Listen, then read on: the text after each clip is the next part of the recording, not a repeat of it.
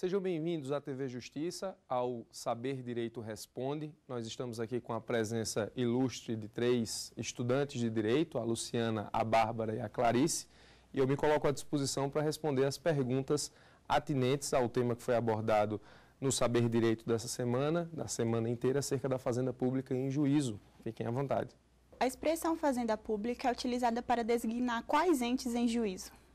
Muito bem, Luciana. A sua pergunta é muito importante, porque o conceito de fazenda pública, ele vai delimitar em específico quais são os entes que podem especificamente utilizar-se das prerrogativas da fazenda, as prerrogativas processuais da fazenda, atendendo à situação que nós estudamos especificamente em uma aula sobre prerrogativas e também estudamos como se dá os prazos do artigo 188 quando aplicados à fazenda pública em juízo.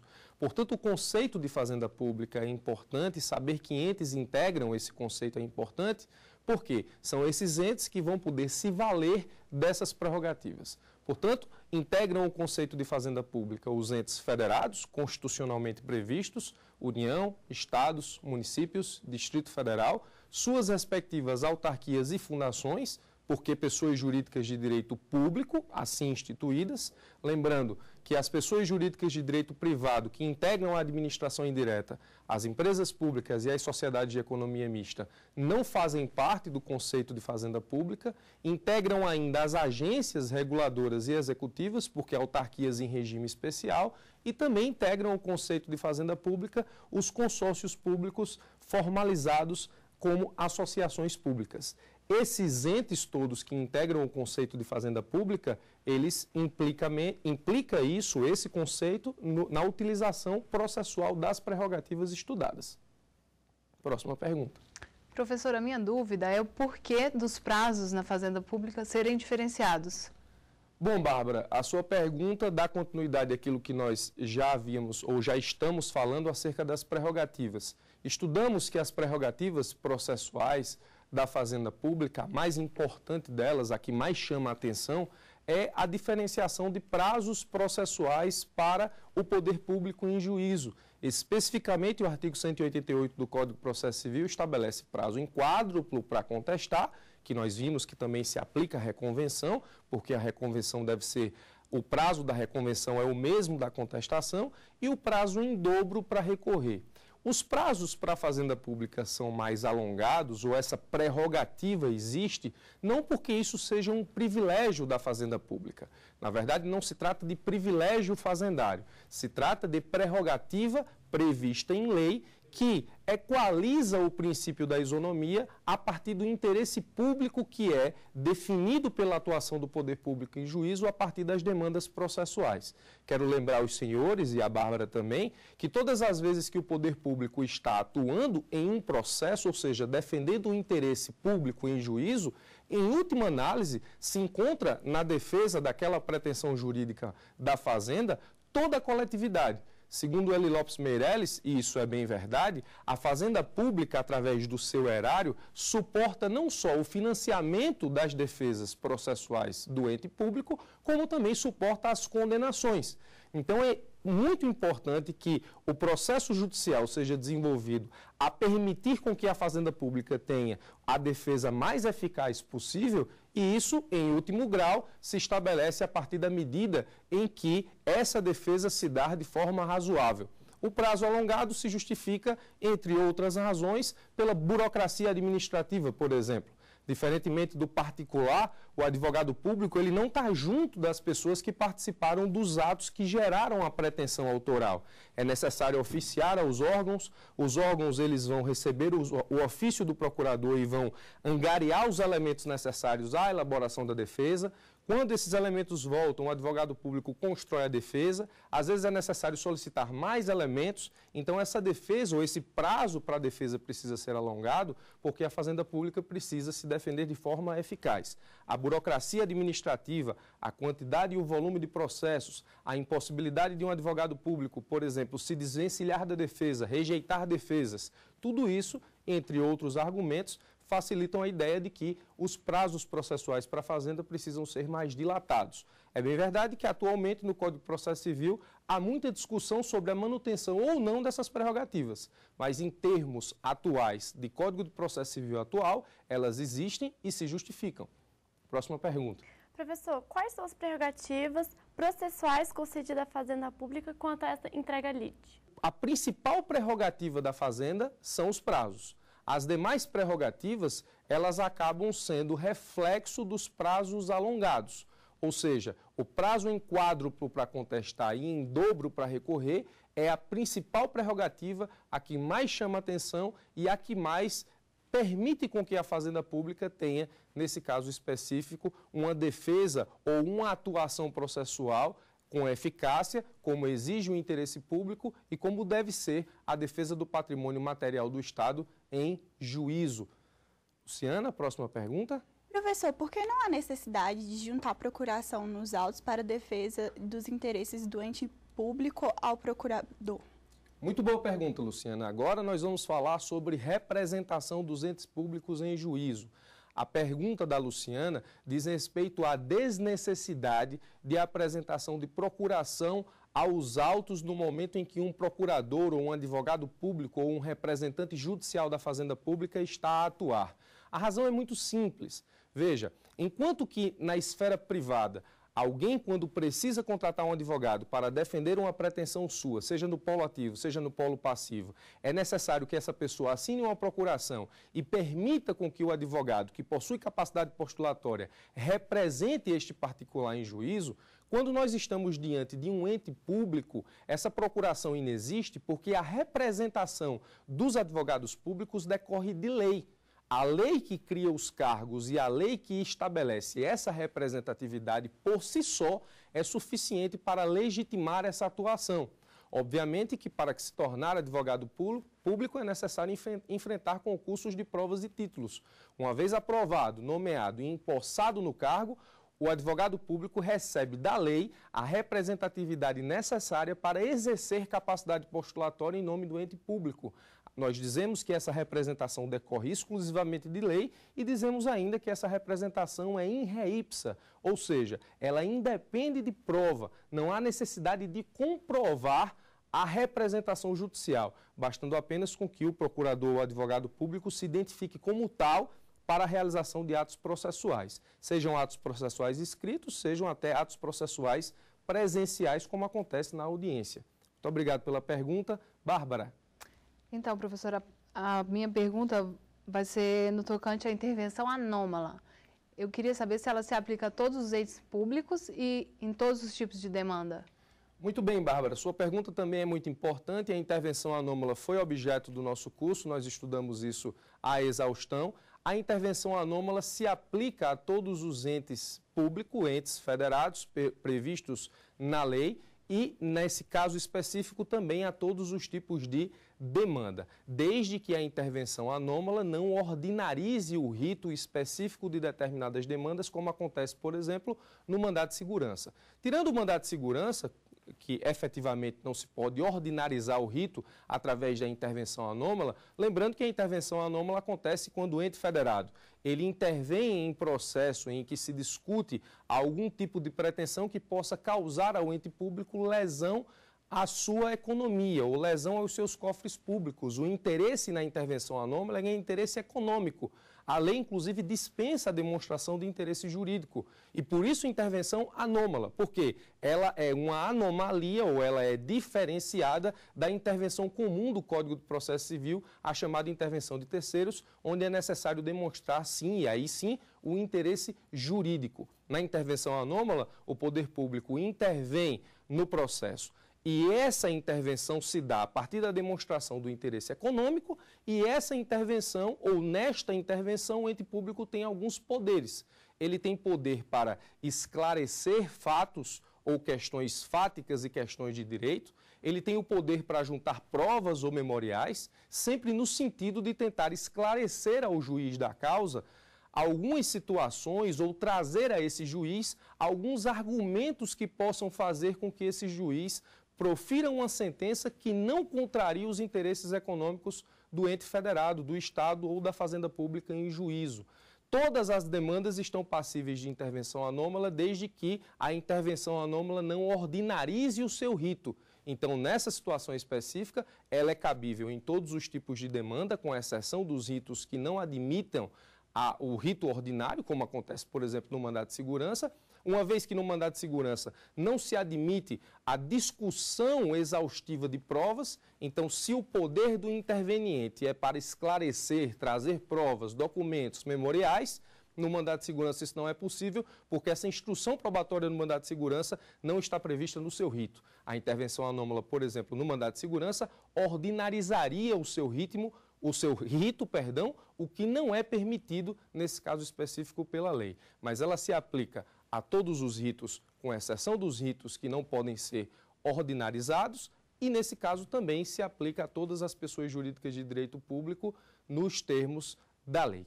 Clarice? Professor, voltando às prerrogativas processuais da Fazenda Pública, ela não fere o princípio constitucional da igualdade? Boa pergunta, Clarice. Ou seja, as prerrogativas da Fazenda Pública, elas afrontam o princípio da isonomia constitucional inclusive, que tem o viés processual, ou seja, é da isonomia constitucional que se retira o princípio da paridade de armas do processo. Ou seja, esse princípio da isonomia material aplica-se o processo no sentido de que as partes elas precisam ter as mesmas armas para atuar na contrariedade que se exerce no processo dialético. Ou seja, tudo aquilo que o autor da ação teve a oportunidade, na sua pretensão de demonstrar, deve o réu, e nas mesmas condições, ter a oportunidade de resistir. Esse é o princípio de paridade de armas. Quando se cria prerrogativas para a Fazenda Pública, que, diga-se de passagem, não são exclusivas da Fazenda Pública, existem prerrogativas processuais que são destinadas ao Ministério Público, lembrando, inclusive, também que o prazo em quádruplo e em dobro aplica-se ao Ministério Público quando ele atuava na defesa do Estado. Então, nessa situação específica, nós temos, ou seja, as prerrogativas elas acabam criando um descompasso. Se uma determinada parte tem um prazo de 15 dias para recorrer e a Fazenda Pública de outro, para a mesma decisão judicial, passa a ter prazo em dobro, nós podemos dizer que há uma disparidade de armas. Sendo que a justificativa, na verdade, não está na afronta ao princípio da isonomia. Não se afronta o princípio da isonomia, se equaliza, se pondera. E qual é o princípio que pondera o princípio da isonomia para permitir as prerrogativas da Fazenda? O interesse público, que nós discutimos na pergunta da Bárbara. Ou seja, o interesse público legitima que sejam criadas regras próprias para a Fazenda, a fim de que o patrimônio público, que em última análise é defendido pelo representante judicial do ente público no processo, seja bem representado e que a Fazenda Pública ou o Estado não venha a sangrar além da conta, ou seja, é para que os autores não recebam o que não devem receber do poder público ou recebam exatamente o que precisam receber do poder público. Não se afasta a responsabilidade dos entes. É preciso apenas entender que o particular deve receber aquilo na medida exata do que ele tem direito. É para isso que existe a representação, é para isso que o interesse público prevalece, não. Ele pondera-se em relação ao princípio da isonomia, permitindo, portanto, a prática dos prazos processuais mais elastecidos e das demais prerrogativas. Muito bem, esse foi o nosso primeiro bloco de perguntas. Eu aguardo, assim como nossas alunas, vocês para o próximo bloco. Muito obrigado pela atenção.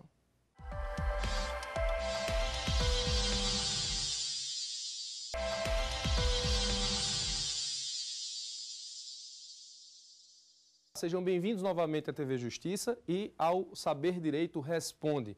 Nós voltamos para o nosso segundo bloco com a presença das alunas Luciana, Bárbara e Clarice e vamos para uma nova rodada de perguntas. Aguardo as perguntas. Professor, qual a importância da súmula 729 do STF acerca da antecipação da tutela na matéria previdenciária? Muito boa sua pergunta, Luciana, e nesse caso eu preciso falar um pouco sobre a antecipação dos efeitos da tutela em matéria previdenciária. A antecipação dos efeitos da tutela em face da Fazenda, ou seja, particulares ajuizando ações em face da Fazenda e nessas ações sendo solicitadas a antecipação desses efeitos, é importante levar em conta que existe uma gama de restrições às antecipações dos efeitos da tutela para as ações em face da Fazenda. Existe um bloco legal que estabelece situações em que não é permitido antecipar os efeitos em face da Fazenda, como, por exemplo, para pagamentos em geral, pagamentos de qualquer natureza, para reclassificação, equiparação de servidor público, para concessão de vantagem a servidor público, para liberação de mercadorias e bens apreendidos no exterior, provenientes do exterior, para compensação de crédito tributário. Então, existem várias situações em que a lei estabelece impossibilidade de antecipação dos efeitos da tutela quando está no polo passivo o poder público, a fazenda pública. Então, essas impossibilidades, elas foram analisadas pelo Supremo Tribunal Federal através da ação declaratória de constitucionalidade número 4. E o Supremo acabou por entender constitucional essas restrições, ou seja, essas restrições, elas, na verdade, representam impossibilidades, no entender do Supremo, de antecipação dos efeitos da tutela em face do poder público. Muito bem, sendo assim, nós temos uma súmula, a súmula 729 do Supremo, que diz que não se aplica a ADC 4 quando a tutela antecipada for deferida em matéria previdenciária.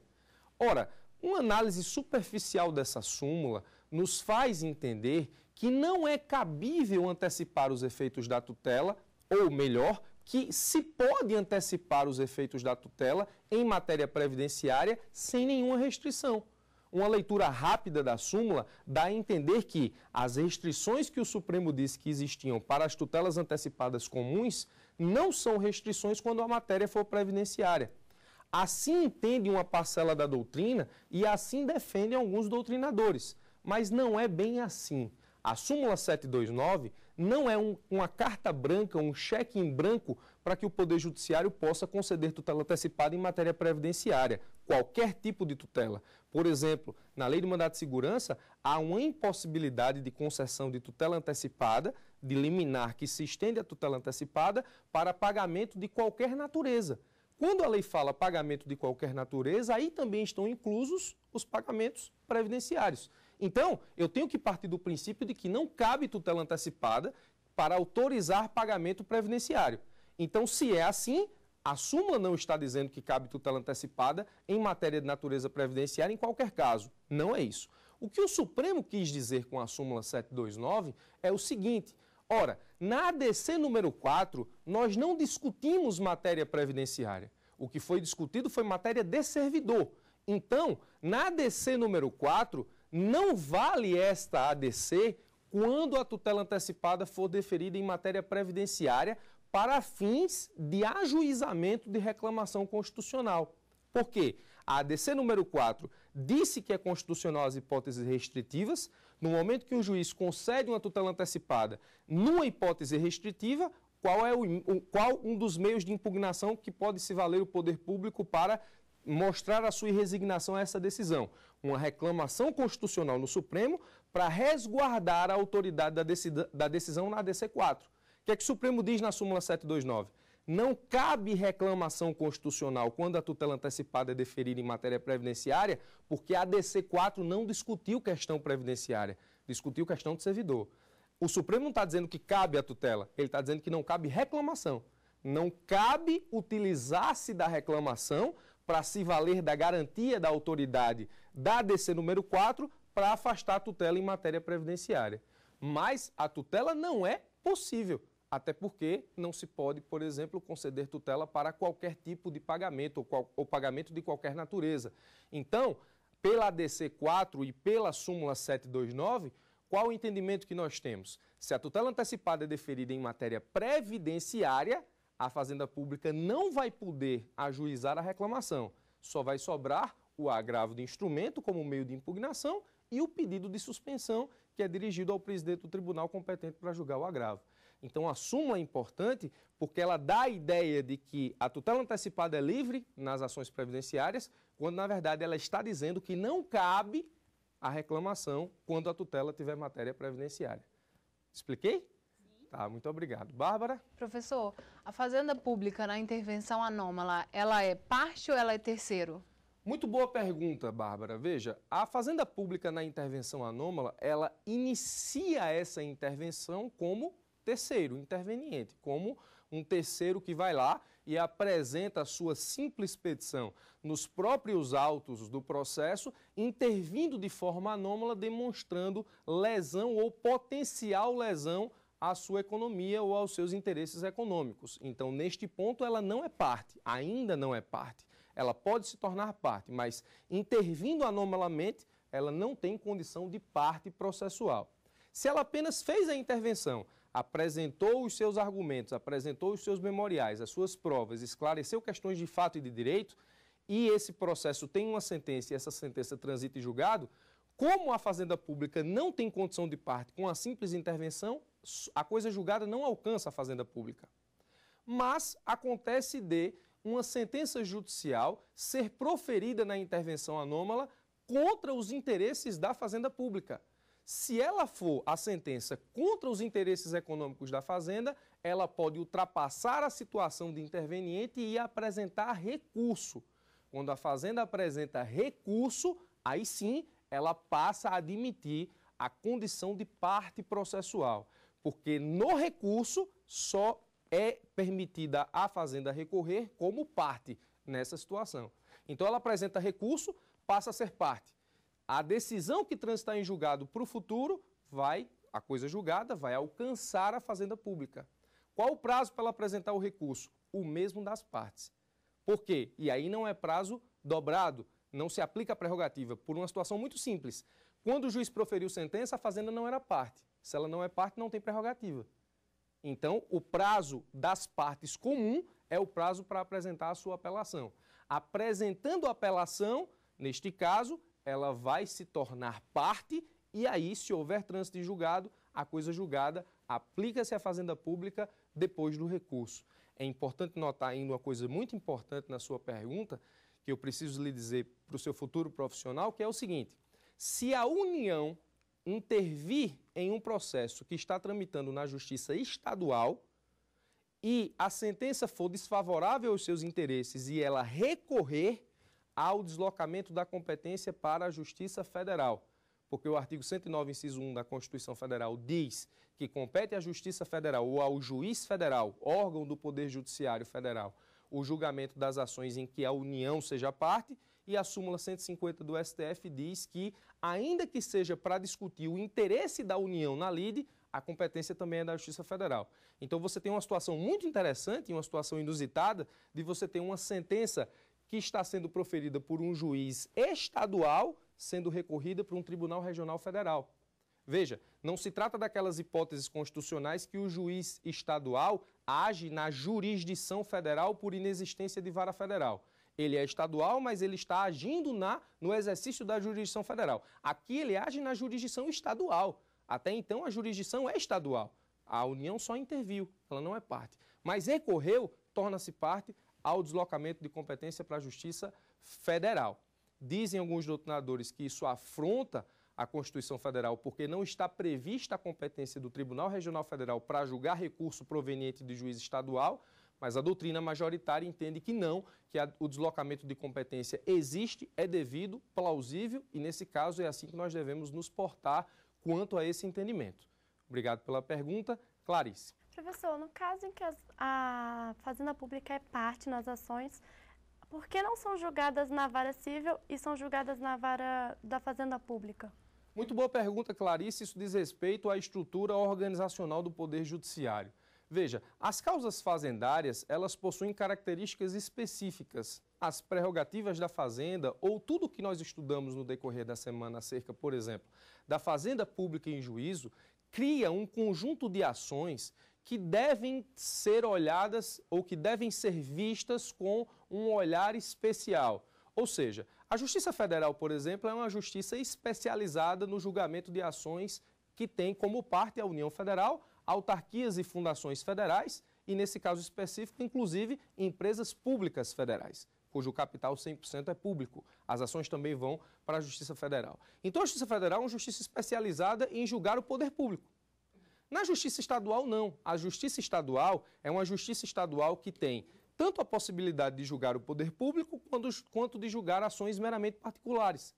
E aí, dentro da estrutura organizacional da Justiça Estadual, existem as varas fazendárias, que é, na verdade, a tentativa de fazer com que a especialização no julgamento de causas em face do poder público leve a uma maior efetividade dessa estrutura organizacional, seja no que diz respeito ao tratamento da Fazenda Pública através do que nós estudamos como princípios e prerrogativas da Fazenda Pública em juízo, seja na eficácia dessas decisões até de uniformidade de entendimentos.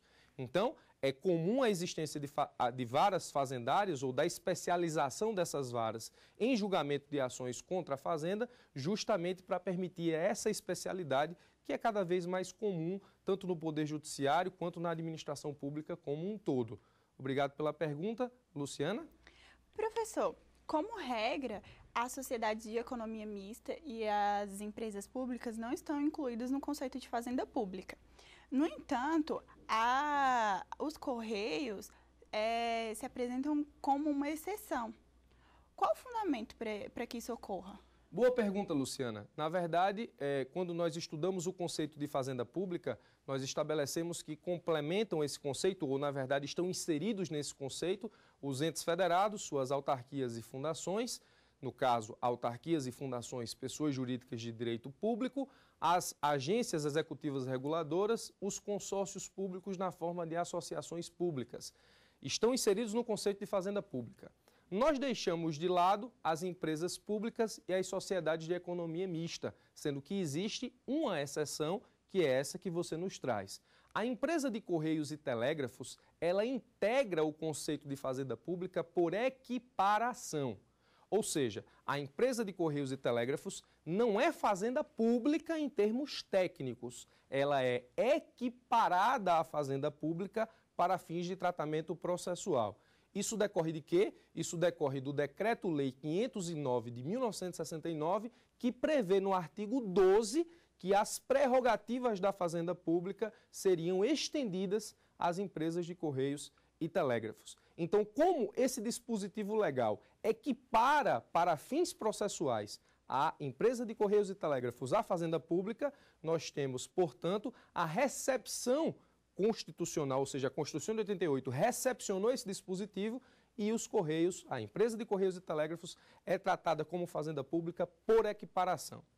Muito bem, esse foi o nosso Saber Direito Responde. Espero ter sanado as dúvidas das nossas participantes. Espero ter auxiliado de alguma forma você de casa com os conceitos e com o conhecimento acerca da fazenda pública em juízo. Agradeço a sua atenção e até os nossos próximos encontros. Tem dúvida sobre o assunto? Mande um e-mail para nós, saberdireito@stf.jus.br. E você também pode estudar pela internet, acessando www.tvjustiça.jus.br.